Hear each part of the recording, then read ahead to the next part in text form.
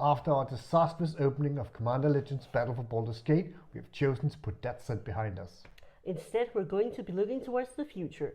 We will be having a very close look at Dominaria United coming out September this year. We have cast a thorough look at the art revealed so far, and we're going to give our best prediction as to what to expect in the box, and maybe also a little bit of guesswork. The logo of Dominaria United features the Coalition banner. The Coalition was a coalition between Urza's forces, all the good powers in Dominaria, routing against the Phyrexian invasion.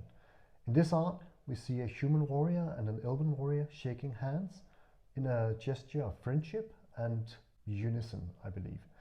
In the background, we see a lot of dwarves, so I believe that the coalition is going to appear in this set of Dominaria United. So what do you think is coming up for Dominaria United? We would love to hear in the comment section what kind of storyline you think will unfold, what kind of mechanic, whatever you would like to comment about. We would love to hear it in the comment section below. Thank you. We've taken a closer look at the booster art for the draft boxes. And on the draft boxes, you very clearly see three figures. We have Khorne, we have Jodah, Archmage Eternal, and we have Shanna, Sisay's Legacy. So we know that these three figures will appear and probably have a very prominent role in this set. But as wizards always do, there are lots of hidden Easter eggs, fun little things that make you guess on cards or different things. And on this box, we see a couple of rings. I'm just going to point to them right now, and you can see where they are in the box. These could very much resemble and indicate that we might have Salphia back. And Salphia is Teferi's lost kingdom that he made disappear so they wouldn't suffer the Phyrexian incursion. So, might this indicate that we will see that Teferi is able to get this kingdom back? And might it appear as a card or in some way in the storyline for Dominaria United? In the background behind are three prominent figures, just under Magic the Gathering logo. We have a sort of ship sailing in the background. This ship is most likely the Weatherlight. The Weatherlight was a special ship that could navigate between the different planes of the multiverse. Since Dominaria, the story arc ended, the Weatherlight lost its ability to traverse the multiverse, and now it can't fly or navigate between the different planes. But we could speculate that in this set we will see that it's able once again to traverse the many different planes of the multiverse and restore to its former glory. That would be so exciting. I wonder who's going to captain it this time. At the bottom of the box we see an archway or a doorway, and it features quite prominently on the box art, but we haven't been able to crack just as to what it might mean. So do you have any suggestions? We would love to see them down in the comment section. On the set booster in this set, we see two figures. One is Liliana Veth and the other is Ajani. And Liliana is not looking very much the way that she looked when we left her in Strixhaven. She definitely does not look like the Professor Onyx card that we saw when she became a professor at the magic school in Strixhaven.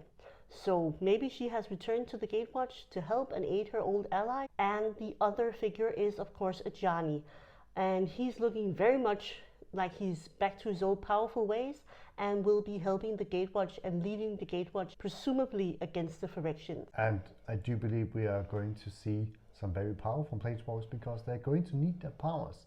If you look closely at the bottom of the box, you'll see on the right hand side of the box there's a very lush landscape that could look like Dominaria as it's supposed to look. And on the left side of the box you see something grotesque and hideous, which might indicate that Phyrexia is going to launch a full-scale invasion and also damage the land of Dominaria. Speaking of a full-scale Phyrexian attack, what happened to Braids? Well, Braids is looking a little different these days. On the collector boosters, we see a person with goggles and some very long braids and a lot of extra arms. And I don't think there's any doubt that this is Braids, as we saw her, for example, in Modern Horizons 2. But these days she's wearing a couple of extra arms, and I think that we will see that Braids in this set has been completed. The Phyrexian has launched their attack, and it's too late for Braids. If you like our videos, please consider subscribing to our channel. It means a lot to us. On the pre-release pack, we see the Coalition banner. It's flaming red against the blue sky, and we see a lot of raised fists in the air. These fists might indicate the coalition between different tribes, because they are indeed very different. They range from green hands, that might be goblins, I don't know, to elven hands out in the far right side. So I believe we're going to see a lot of different tribes and creature types joining together their forces to make sure that the Phyrexians don't win on the plane of Dominaria. The old coalition was led by the Gatewatch, so I believe we're going to see these planeswalkers again commandeer their forces against the Phyrexians, and maybe, just maybe, they're joined by Elspeth and Gianna, continuing the storyline from Streets of New Capenna. The last piece of concept art for Dominaria United is going to be this picture. So what's going on in this picture? Well, let's have a closer look at it. First, in the foreground, we have Karn. He's going to be playing a prominent role in this set. It's going to be really interesting to see what happens with him. But right now in this picture, he's pointing towards something beyond our view. And he's standing at a table and looking at some paper and scrolls. And in the background, we see a lot of different sort of constructs looking around. And one of them is noting a lot of things with a quill in a book. And even further in the background, we have a lot of heavy scaffolding. We have a lot of rope and barrels. And to me personally, I think we're having an excavation, because we have to remember that Ursa and Mishra were first and foremost archaeologists. So they used to excavate a lot of different things. And one of the things that they excavated was a lot of artifacts from the Tran culture. The Tran were an ancient civilization, very highly developed, that had a lot of powerful objects. The two brothers used their archaeological skills to excavate these artifacts, and that brought about a lot of powerful artifacts that they used in the war.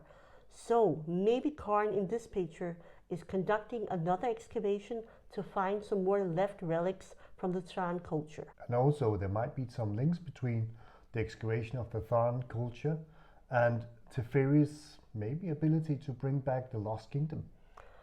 It will be very interesting to see how all this unfolds, and we would love to hear more about what you think is going to happen in this set.